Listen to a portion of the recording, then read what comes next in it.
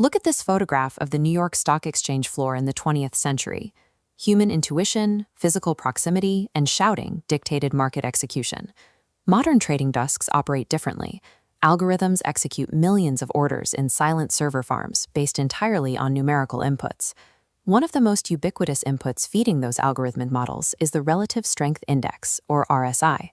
This animated chart illustrates how many retail traders and junior analysts apply it. The strategy relies on rigid thresholds: buy the asset when the line drops below 30 and sell when it crosses above 70. Treating a mathematical formula as a black box creates a severe vulnerability in system design. If you cannot explain exactly how the signal is generated, you cannot optimize its execution. True edge in quantitative finance requires dissecting the specific algebraic maneuvers that produce the indicator. This photograph captures the reality of data analysis in the 1970s.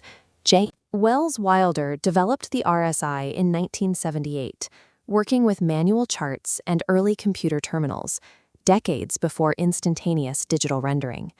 Wilder published the specific equation: RSI equals 100 minus 100 divided by the sum of 1 plus RS. This algebra was engineered to solve three distinct mechanical problems in technical analysis: erratic price variations, unbounded numerical scales, and rigid system memory. To prove how it works, we will rebuild the RSI from scratch. We start with nothing but a raw sequence of closing prices. Engineering the index from first principles removes the dogma surrounding it. We expose the math, making it a highly programmable tool rather than a strict set of rules. This animated array shows a 14-period sequence of raw closing prices. This serves as our base data layer. We extract raw market momentum by calculating the delta, that is, the exact mathematical difference between each day's close and the day prior. Next, we isolate the positive price action, filtering these into a dedicated array of gains, replacing negative days with absolute zeros. We execute the exact inverse for the negative action, stripping out positive days to record the losses as absolute positive values. We establish a look-back period, conventionally 14 days. We calculate the arithmetic mean of each array over this window to find the average gain, labeled U, and the average loss, labeled D. Relative strength, or RS, is the ratio of that average gain divided by that average loss. This Cartesian graph plots the resulting relative strength calculation as time moves forward along the x-axis. The structural flaw of raw relative strength becomes immediately apparent. When average gains outpace average losses by a wide margin, the ratio explodes exponentially. As the average loss approaches zero, the denominator vanishes. A computer attempting this division hits an absolute mathematical wall: infinity. Because relative strength scales from 0 to infinity, computers cannot use it to establish objective, universal trigger points across different market sectors. This digital whiteboard displays Wilder's original equation. This was his exact solution to the boundary problem. We reverse engineer it by replacing the term RS with its raw fraction, average gain, U, divided by average loss, D. To clear the nested fraction, we multiply the numerator and denominator by D. The algebra simplifies as constants cancel out. Wilder's intimidating equation collapses into an efficient percentage formula: 100 multiplied by U divided by the sum of U plus D. This new Cartesian graph tests the limits of that purified formula. If an asset experiences zero gains over the period, U is zero. The numerator becomes zero, establishing a hard absolute floor at zero. If the asset experiences zero losses, D is zero. The equation becomes U divided by U, or 1. Multiplied by 100, the value hits an impenetrable ceiling at exactly 100. The indicator now moves freely, perfectly contained within a strict mathematical cage. Wilder engineered an algebraic normalization trick, perfectly binding infinite market volatility to a closed objective scale. With the boundary secured, the internal volatility of the indicator depends entirely on how those U and D averages are calculated over the 14 days. This diagram models a simple moving average. It functions as a rigid 14-day sliding window.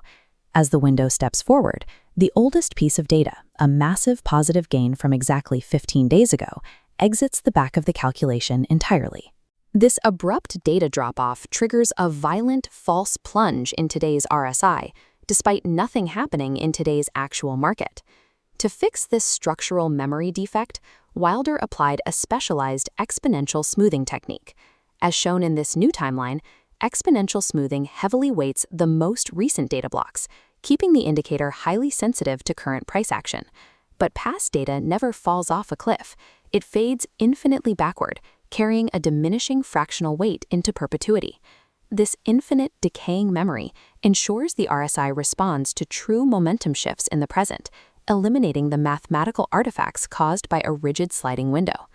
With the mathematical framework securely engineered, we can apply it directly to real-world market charts.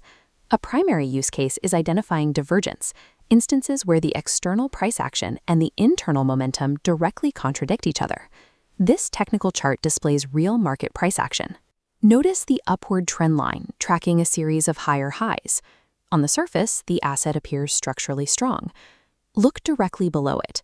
Over that exact same period, the internal momentum is steadily declining.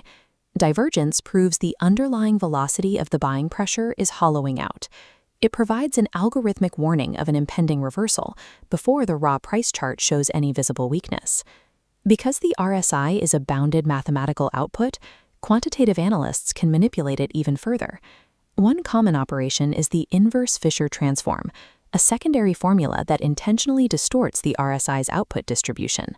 This chart directly compares the standard RSI with the inverse Fisher transform. The standard RSI, traced here in red, produces gradual, smooth oscillations that can leave the momentum state ambiguous. The Fisher transform, shown in blue, forcibly stretches those middle values outward, creating sharp, aggressive peaks and valleys. The relative strength index compresses the top and bottom 40% of the data into extreme, flat bands against the absolute limits of the scale. This transformation intentionally destroys nuance. It generates highly definitive, binary trigger points. These rigid, mathematically programmatic transformations are the precise mechanisms that drive automated, high-frequency trading execution across global networks. The relative strength index contains no predictive magic. It is a highly engineered, perfectly normalized ratio of up days to down days. True mastery in quantitative finance requires stripping away the myth of trading indicators. You must understand the underlying algebra and engineer the math to your exact specifications.